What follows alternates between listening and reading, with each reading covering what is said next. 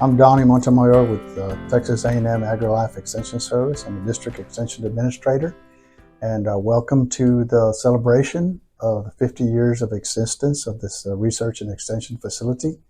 What we wanted to do is we wanted to highlight some projects and programs, and especially the people that have contributed so many years to this facility here, and the many outreach that has been provided here as well. Also wanted to make sure that we all understood that there's no way we could have put everything into this video for the many contributions from all the individuals that have been here. So we did the best we could in trying to highlight some projects, some individuals moving forward as well. But one thing that I also wanted to do is I wanted to make sure that we acknowledge the many support staff that have worked here over the years, from office managers all the way through the different associates associated with program assistants and specialists that provided many years of support to the individuals that have been working here, and it could not have been done without their tremendous amount of support. So again, enjoy the videos. These are some interviews that I conducted over the past few months, and I hope you agree that the individuals that provided support here, we needed to celebrate their many efforts. Well, it's been a long time, 50 years, but I moved in here on in October of 1974. I had a title of assistant district agent, and I had 7 counties that I was responsible for. Okay. Well, at that time, Dr. John Hutchison was director, and we had great, legislative Support responsibility at that time. And of course, this was back in the old ag days where it was before Google.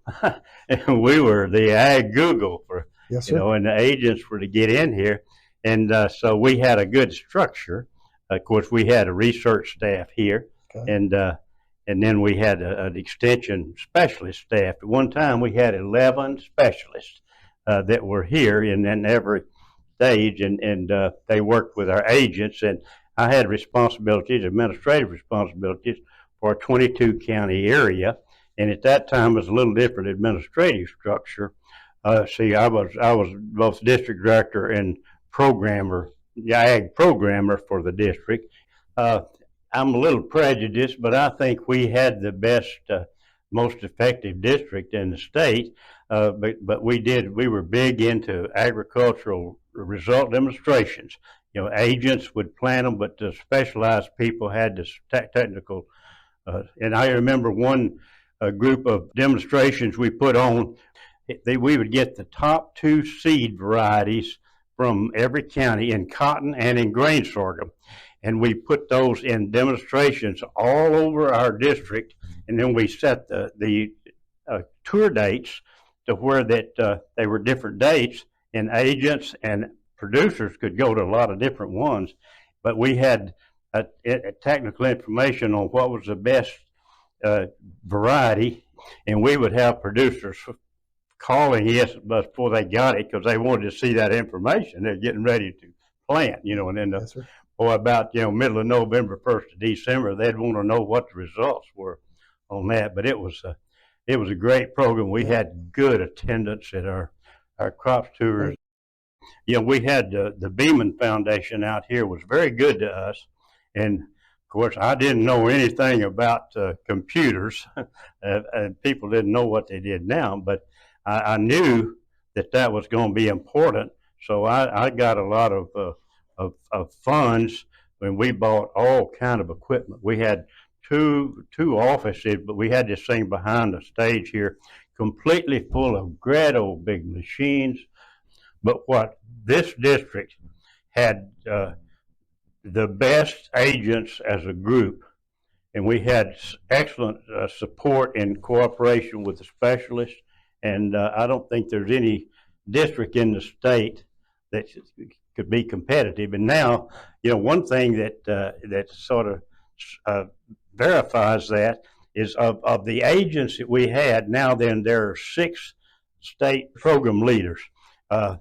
The 3 of those program leaders, and Donnie is a district director, and 3 of the 6 in the state are agents that come out of this district.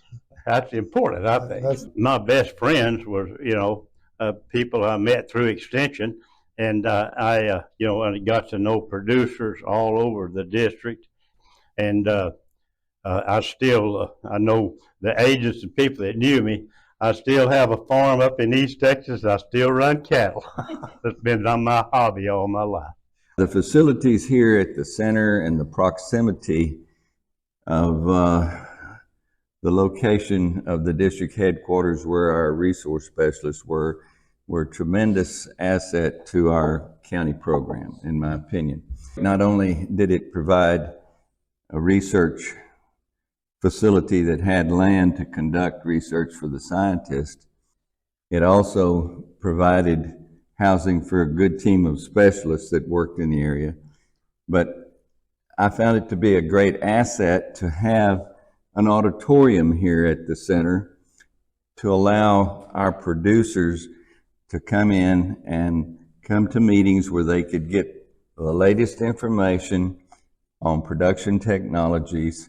And we utilize this facility here at the center tremendously in our work as a county extension agent. And I think it helped us carry out that mission of the land grant university, bringing the university to the people. When we had educational programs and updates on new technologies, the value of the result demonstration results here in the building, that was great to have those specialists come in, share some of their work.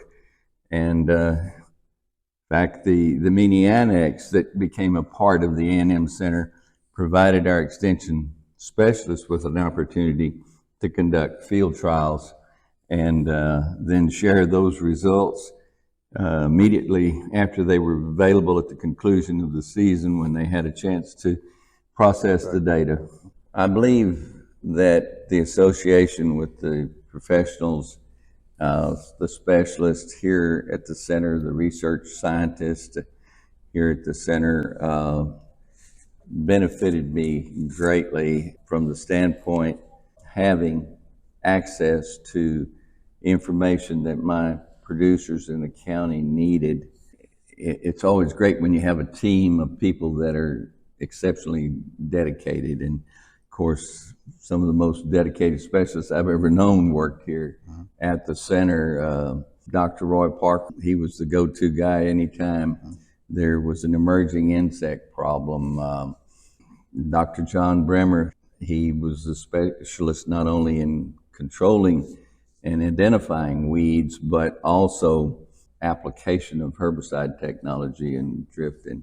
Dr. Hanselka and Dr. Pascal, we conducted annual beef cattle chart courses. We did some of these over at the Lonesome Dove Ranch with our counterparts in San Patricia County.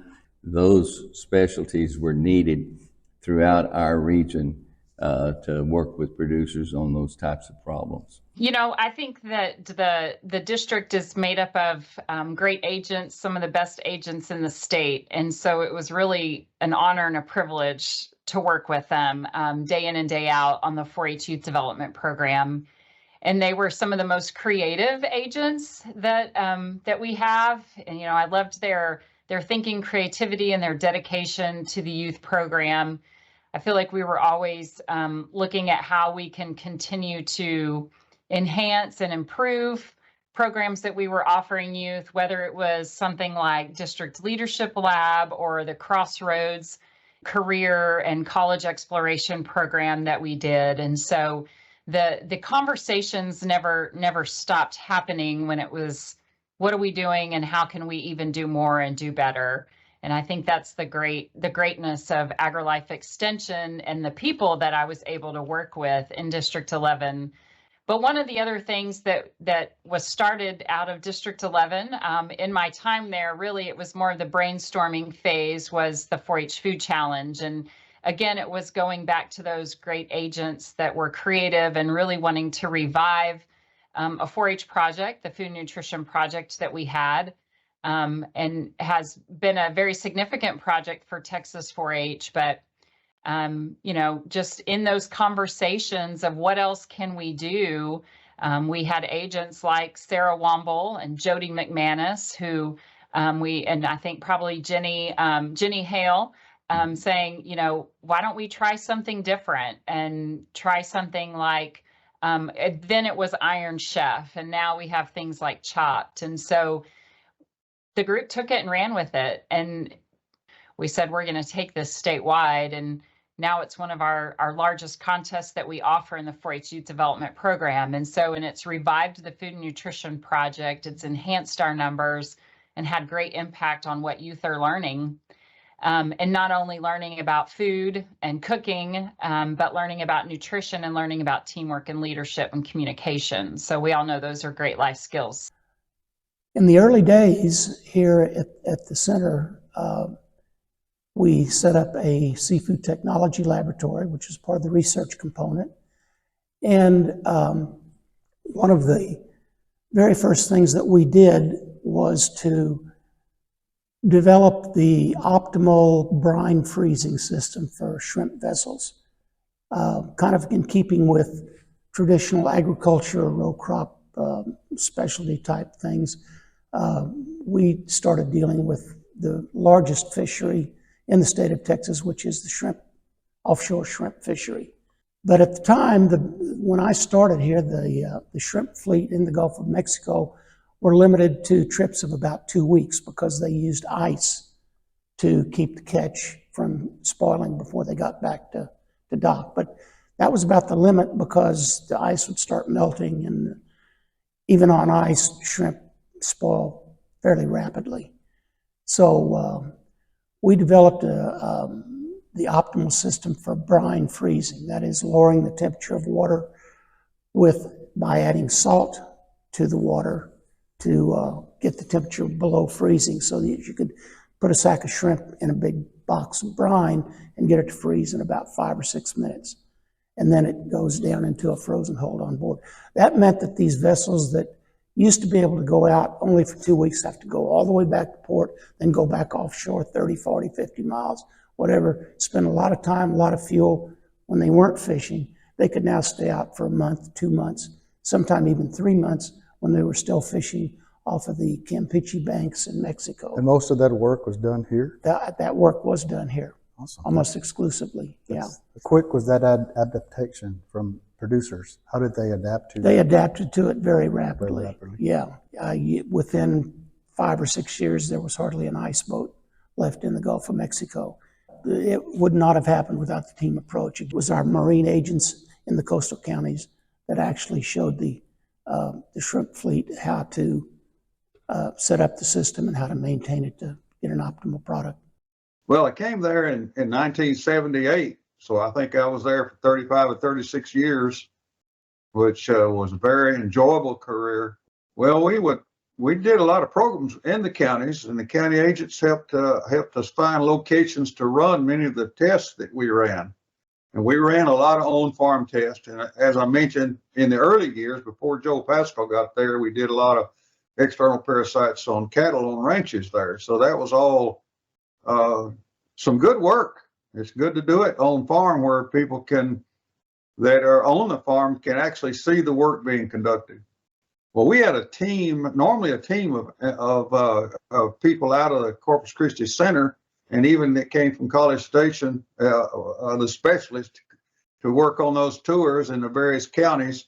And I think we did 16 to 18 tours every year. It was a lot of fun to go to some of our test locations so other people could see what was being done in the various counties. Well, I'll tell you, that boll weevil eradication program was a very difficult program in the early years. I had done my PhD research at Uvalde and in Central Texas on the boll weevil and cotton. And that way I was kind of prepared for that, but it was very difficult in the early years, but it sure did pay great dividends. I did a lot of work, insect control and stored grain, both sometimes on farm and at country elevators. And also there at the center, we did a lot of tests in 35-gallon drums of grain. And we determined the best rates of protectants for insect control in that stored grain. on-farm test that we did to determine the most cost-effective ways to use to control the insects. And as a result of that, we refined the thresholds in our guides.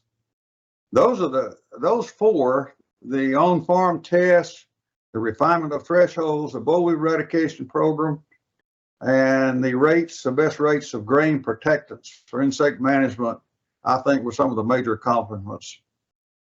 I think that's one good thing about the center concept, that you've got all the various disciplines represented, not only extension, but experiment station. And we were officed right next to each other. And that made for an outstanding working relationship at Corpus Christi. And it was just paid great dividends.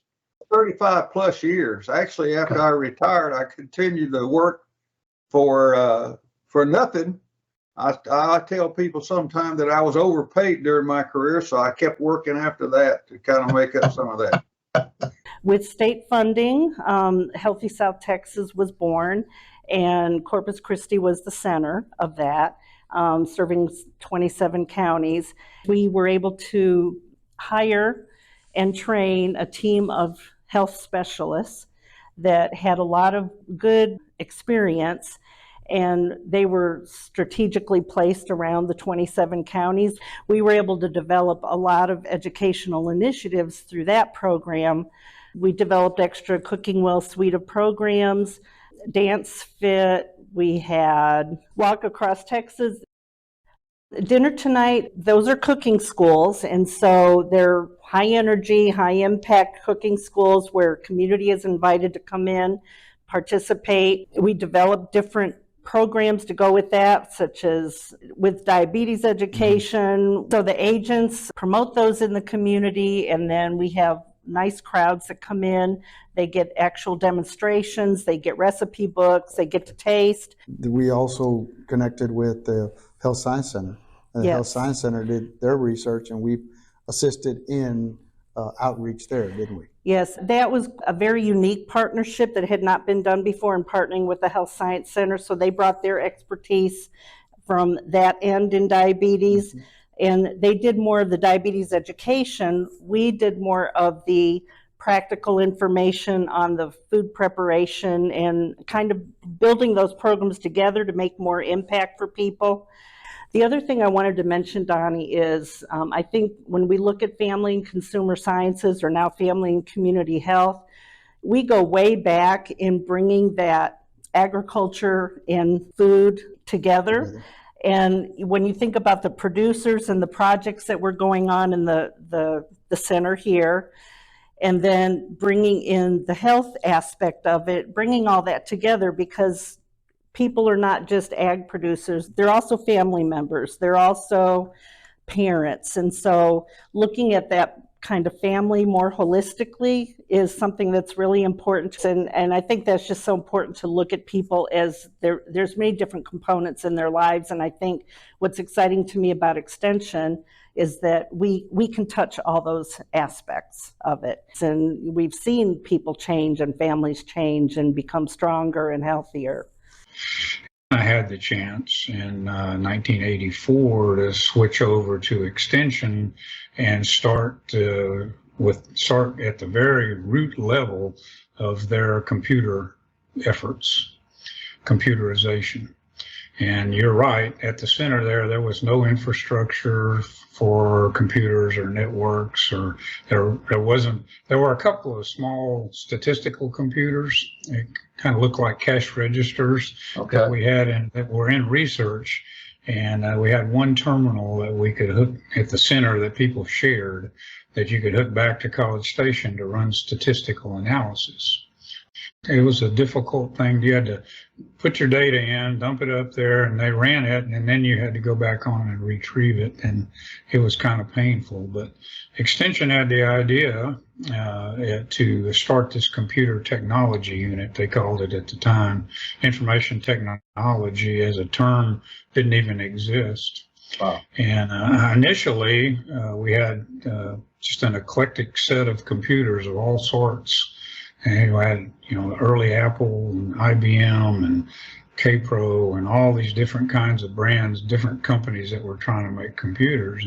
And we started out, we put a few on the desks, and we had word processing, and we had spreadsheets, and we had a database program. And we started out just trying to, initially teaching people at the center there first how to turn one on and what it could do. And from there, it went it started getting a little more sophisticated as some funds became available. We bought desktop computers, and we put a computer system in the center. And at that time, to do that, we had to do the wiring and the infrastructure all ourselves. I started as an agent in 1987, and I remember those Corona computers. I remember one computer per office. We called them a computer room. And I remember when days were slow, you found yourself in the computer room trying to learn the computer.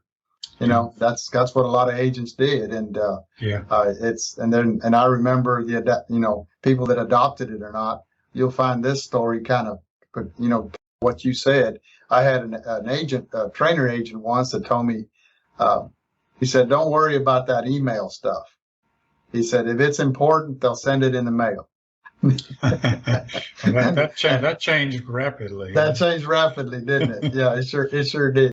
My main role was to train agents and secretaries on how to use computers, how to use different softwares. The other route we took, we would actually bring producers in and teach them, different softwares so they could do record keeping. Okay. And how to, for cattle, crops, or, just financial record keeping over the whole, or the whole farm operation or ranch operation. So, that was a big part of me, just actually going out and meeting with producers and training them. And then also there was databases that were collecting data from ag producers to use that data to become more informed, to make those better decisions in the future. Yes, and that's one thing that I will say is we had the the databases, spreadsheets, and then I worked closely with economists. At the time was Dr. Larry Faulkner, and working with him, he could go out with me when I trained him how to use software, and then he was a genius behind record keeping, and how help the producers answer those financial questions, that economic questions. So as a team, we actually did lots of education of the producers in the district. But you said 20 some years out of the 50? Yes. Yeah, 22? 22. 22 years out of 50. So nearly half of those years of 50. And actually I've been here another 11 part-time. Okay. So 33 years out of the 50. Out of the 50. Okay. Well, good deal. And one of the main emphasis 50 years ago when the establishment of this center was to work towards opportunities to work against the drought. The drought is something we have to live with here in South Texas, Exactly. our area. So our role was to try to manage for drought, not manage drought, manage for drought, in trying to keep our pastures as healthy as we could and with the desirable vegetation. I think we were able to teach the decision-making process to a lot of people. And in turn, it increased profitability. Yes, sir. Obviously. Yes, sir. That was the bottom line. That was the bottom Just to line. look at the cost benefits and to meet your goals. As we identified the issues, we put together the programs. And let's just say it was a brush management program. Mesquite was a big issue. And so that program would be, let's get some demonstrations out. If we've got a new herbicide or we've got the herbicides we know will work, let's put some of these out. Okay, that's a long-term process because it takes a couple of years for that. But at the same time, we might have a seminar or a county program in the county or surrounding counties dealing with that topic, which would let people know what's going on, what the issues are, what some of the solutions may be. And then, when the time comes, usually the following year, we would have a field day out there. Again, guided by that county agent. Success of the program dealt with the smaller landowner who was the quicker adapter. And if we showed them something, a lot of them would go ahead and do it. We had a reputation, and I think we still have a reputation of being non-biased and fair in any charges of being paid and giving them the results they want is totally false. Without this unbiased work that was done out of this center, the producer, the rancher wouldn't have that chemistry, wouldn't have those tools in the toolbox. Correct. To be able to improve their opportunities for production, whether it be wildlife, whether it be beef cattle production, Exactly. and all those different areas, forage production. And one more step forward is that the USDA bases their cost share program on the extension's weed and brush control manual. Everything in that manual goes through this process we just talked about. And if it's in the manual, they can have it in their programs. Another role we had was to take all this data and recommend whether this procedure or treatment with this particular chemical goes into that manual. With those practices or recommendations, USDA would be able to support the producer. Exactly. To be able to improve their property. Through cost share through cost programs share and programs as stewardship.